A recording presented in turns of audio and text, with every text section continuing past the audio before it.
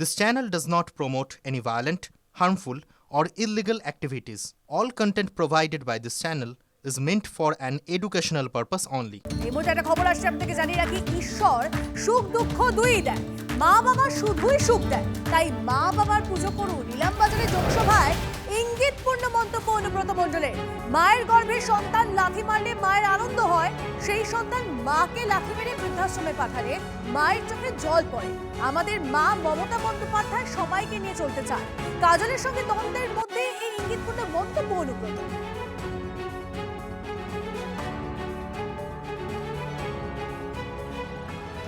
যখন মা বোনেরা যখন গর্ভবতী থাকেন, যখন পেটে বাচ্চারা যখন পেটে লাথি মারেন, তখন মা বাবাদের মা এবং বোনেদের প্রচন্ড আনন্দ হয়। বড় হওয়ার পর যখন সেই ছেলে যখন লাথ মেরে বৃদ্ধাশ্রমে পাঠিয়ে দেয়, চোখের জল পড়ে যায়। সে আমরা দেখতে চাই না। আমাদের মা মমতা ব্যানার্জি সবাইকে নিয়ে চলতে জানে। ঈশ্বর আর আল্লাহ দুঃখ দেয়, সুখ দেয়, আর মা বাবারা খালি সুখ দেয়, দুঃখ দেয় না। তা মা বাবার পুজো করুন।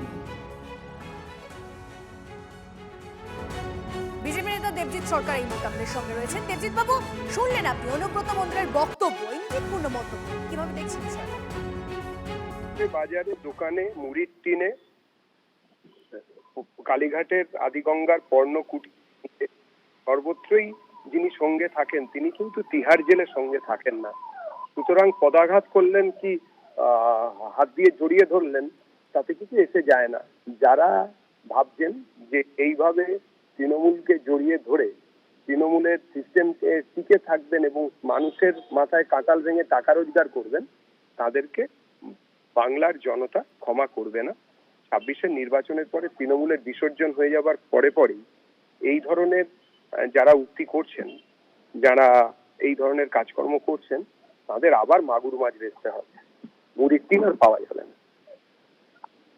বেশ, ধন্যবাদ।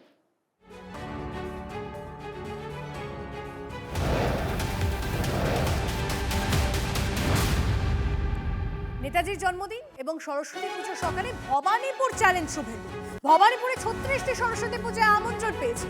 ভবানীপুরের তৃণমূলের নিচুতলা ফাঁকা হয়ে গেছে, দাবি বিরোধী দলনেতা।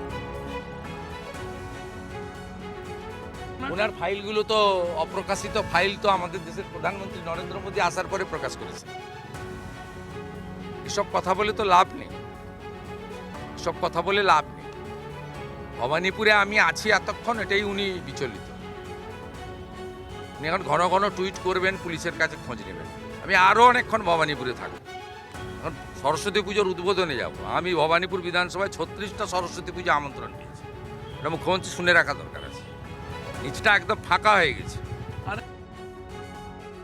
আপনি এখানে থাকবেন 10 ঘন্টা থাকুন কেন, 10 দিন, তারপরে 10 মাস থাকুন ভবানীপুরে, লাভের লাভ কিছু হবে না। যদি ক্ষমতা থাকে ভবানীপুর থেকে ইলেকশন লড়ে দেখান, ক্ষমতা থাকলে চ্যালেঞ্জ। কিন্তু একটা কথা আজকে আপনার কথার মধ্যে দিয়ে প্রকাশ পেয়েছে শুভেন্দু বাবু, যে কত মিথ্যে কথা আপনি এবং অমিত শাহ আপনার দলের লোক এতদিন বলে এসছে মানুষকে বিভ্রান্ত করার জন্য, যে বাংলায় সরস্বতী পুজো হয় না, আর নিজেই বলছেন শুধু ভবানীপুরেই 36টা পুজোতে আমন্ত্রণ পেয়েছেন।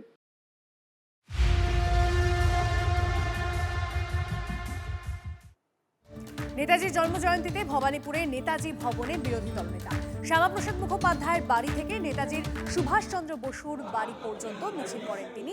নেতাজির ছবি, জাতীয় পতাকা নিয়ে পদযাত্রা। নেতাজি ভবন ঘুরে দেখেন শুভেন্দু অধিকারী।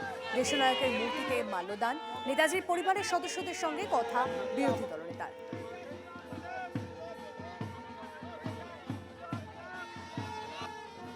আমি প্রতি বছর রেড রোডে করি, তা আমি মনে করলাম বাসভবনে আসা উচিত। তাই যিনি বাঙালি হিন্দুদের হোমল্যান্ড তৈরি করেছিলেন ডক্টর শ্যামাপ্রসাদ মুখার্জির বাড়ি থেকে আমরা সহস্রাধিক মানুষ, রাষ্ট্রবাদী দেশপ্রেমিক মানুষ, জাতীয় পতাকা নিয়ে আমরা এখানে এসে মাল্যদান করলাম। ওনার বাড়িতে প্রবেশের সুযোগ পেলাম, ওনার ব্যবহৃত গাড়ি দেখলাম, ওনার বাড়ির বর্তমান যারা বংশধররা আছেন ডক্টর সুব্রত বসু সহ তারা বাকিরা আমাদেরকে সব ঘুরিয়ে দেখালেন এবং অত্যন্ত আন্তরিকতার সঙ্গে আমাদের উৎসাহিত করলেন এবং আমাকে তিনি পরামর্শ দিলেন যে আপনি সঠিক জায়গায় এসেছেন। আমি ওনাকে বললাম যে রেড রোডে যাই প্রতিবারে, তারপর আমি মালা দেওয়ার পরে মালাটা পিডাব্লিউডির লোকেরা ফেলে দেয়, সরিয়ে দেয়, কারণ মুখ্যমন্ত্রী অনেক সময় আসেন দুপুরবেলা, কোনো বছর আসেন না। তা ওনারা বললেন যে আপনি ঠিক করেছেন, ঠিক জায়গায় এসেছেন। কিন্তু ওখানে আমি লোক রেখে দিতাম, আমরা চলে আসার পরে 15 মিনিট পরে ওই মালাগুলো ফেলে দিত, দিয়ে স্যানিটাইজ করতো। যেহেতু দুপুরের দিকে রাজ্য সরকার বা মুখ্যমন্ত্রী কোনো বছর আসেন, কোনো বছর অন্য জায়গায় থাকেন, তা তিনি আসেন সেই জন্য করতো।